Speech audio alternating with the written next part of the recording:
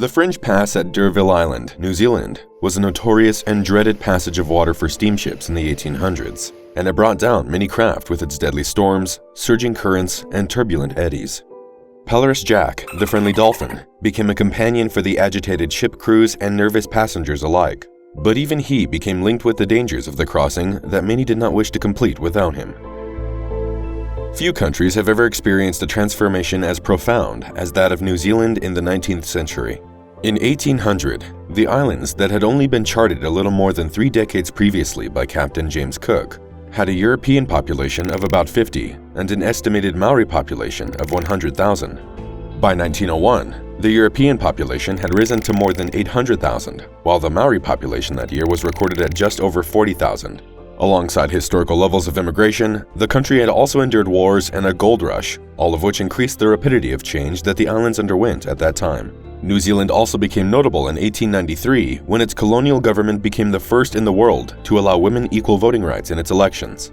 What may surprise many is that at this time, New Zealand was not best known for its otherworldly scenery or the promise of a better life to those who made the 3-month voyage from Great Britain to its shores. Instead, New Zealand's most famous inhabitant was a 15-foot-long rhesus dolphin that went by the name of Pelorus Jack.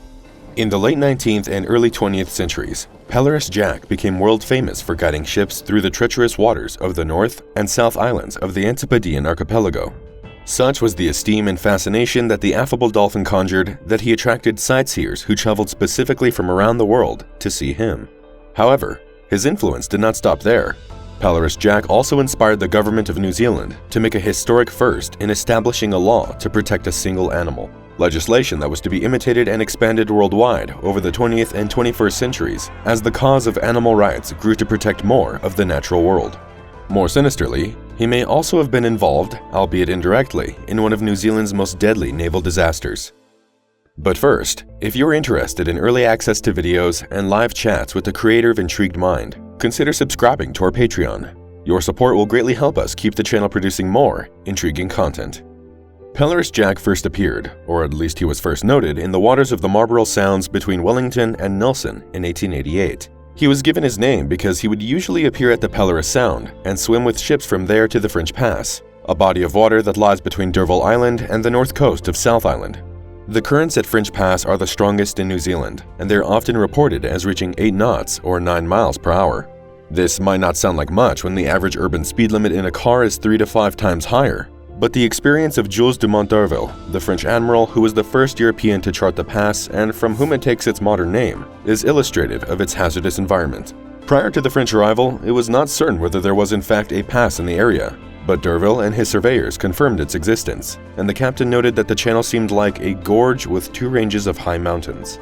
While d'Urville was negotiating the pass, his ship, a French Navy corvette named the Astrolabe, swung suddenly in a lurching fashion, after which its steerage ceased to function, and d'Urville was unable to guide it as it commenced to hurtle through the sea. D'Urville would later report that the Astrolabe came very close to running aground, and indeed struck rocks twice, listing on its beams, almost ripping open its hull.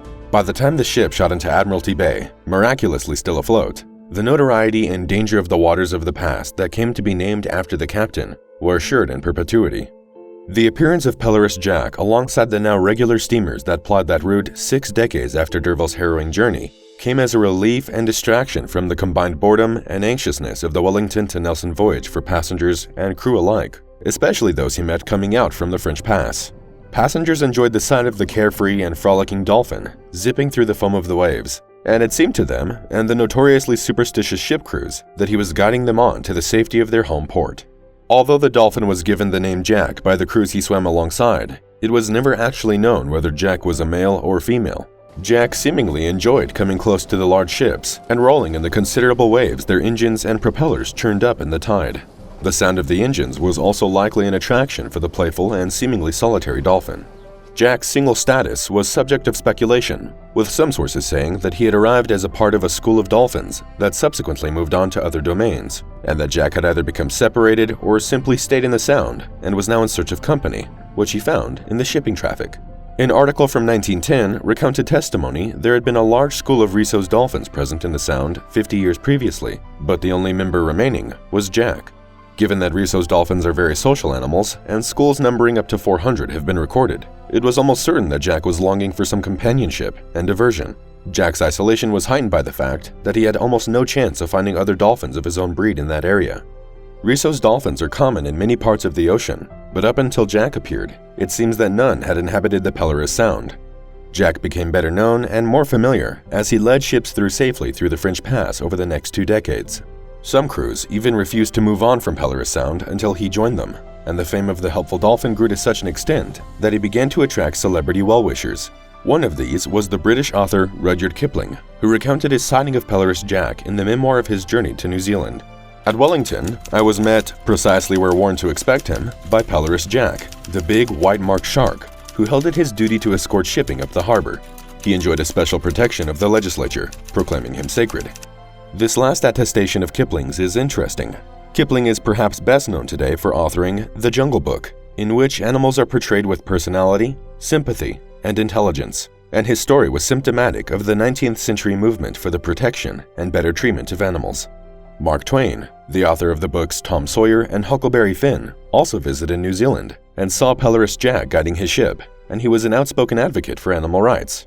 I've been studying the traits and dispositions of the lower animals, so-called, and contrasting them with the traits and dispositions of man, Twain said. I find the result humiliating to me. Twain's 1895 tour of New Zealand was a triumph, with the American author traveling the country and lecturing for more than a month. Twain wrote about his experiences in the 1897 book Following the Equator, which detailed his journey around the British Empire, and it was part travelogue and part novel. Pelorus Jack remained over the coming years at his post, playing with the ships as they entered the waters of the Sound and guiding them along through the rougher waters. In 1904, however, tragedy almost struck. Accounts of the incident differ, but most seem to agree that Jack was injured while he was swimming alongside the Scottish-built SS Penguin. Some of the more sensational reports state that a sailor or crew member, possibly drunk and recently returned from the Boer War in South Africa, attempted to shoot Pelorus Jack from the ship's deck. There is another contemporary account stating that the man tried to harpoon Jack, but he was stopped by furious crew members and passengers. Still, other accounts were of the opinion that Jack had somehow gotten too close to the ship and gashed himself badly, perhaps off a barnacle on the hull, or even the steamer's propeller. In any event, witnesses claimed they had seen Jack swimming away from the SS Penguin with an injury, and he was not seen again for a number of weeks.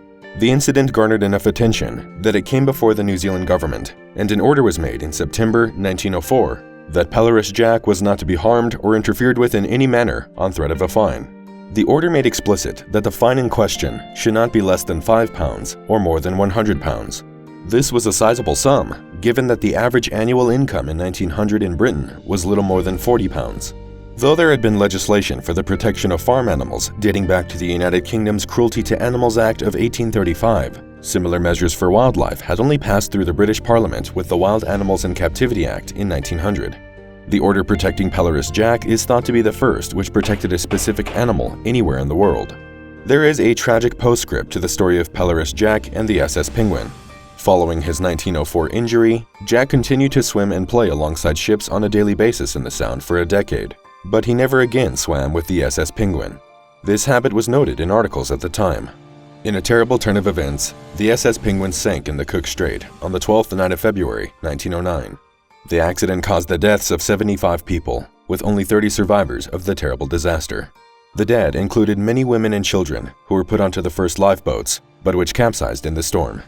The captain, a man by the name of Francis Naylor, survived the accident and the subsequent explosion of the ship's engine room, and he testified that the ship had struck a half-sunken brigantine named Rio Loge, a cargo ship bearing timber that had disappeared in the same waters the previous January. The court found against Naylor, judging that the Penguin had in fact struck Tom's Rock when its captain had brought it out into open water to avoid the deteriorating bad weather. Despite the facts of the case and the indisputable disappearance of the Rio Loge just a few weeks previous, there were those who could not help but link the awful loss of the SS Penguin with Pelorus Jack. Had he been there to guide the ship, the story went, the grievous loss of life might not have taken place. Though it could not have been true, the story was too appealing for correspondence, and it was reproduced through the decades whenever Pelorus Jack was given a mention in print. For his part, Jack continued to play with the ships until he simply disappeared around April 1912. Conspiracy theories about Norwegian whalers catching him and other possible fates abounded, but the probable explanation is that Jack simply died of old age. Risso's dolphins have a lifespan of about 35 years, and given that Pelorus Jack was a grown dolphin when he first appeared in 1888 and had swum alongside the steamers for more than a quarter of a century, it would appear that he had simply lived a full life, and it was just his time. Jack's legacy lives on in the affection so many people have for the wonderful nature of dolphins, and it is certain that his influence is writ large in massively popular cultural phenomena like the TV show Flipper. Other famous dolphins have become tourist attractions in their own right since Jack's time. Notably, Fungi, who first appeared around 1980 off the south coast of Ireland near the village of Dingle, and who swam alongside boats and divers for 40 years before he too disappeared in 2020. Like Pelorus Jack, Fungi was held in high esteem by locals and boat crews, and the town even erected a statue in his honor as part of its Millennium celebrations in 2000. Do you know of any other dolphins who aided ships and swimmers, or even some other maritime mysteries? Let us know in the comments below. This has been only a brief introduction into the story of one of the world's most remarkable animals. So, for more videos on the most amazing forgotten parts of our history, be sure to subscribe to the Intrigued Mind channel, like the video, and leave your suggestions in the comments below.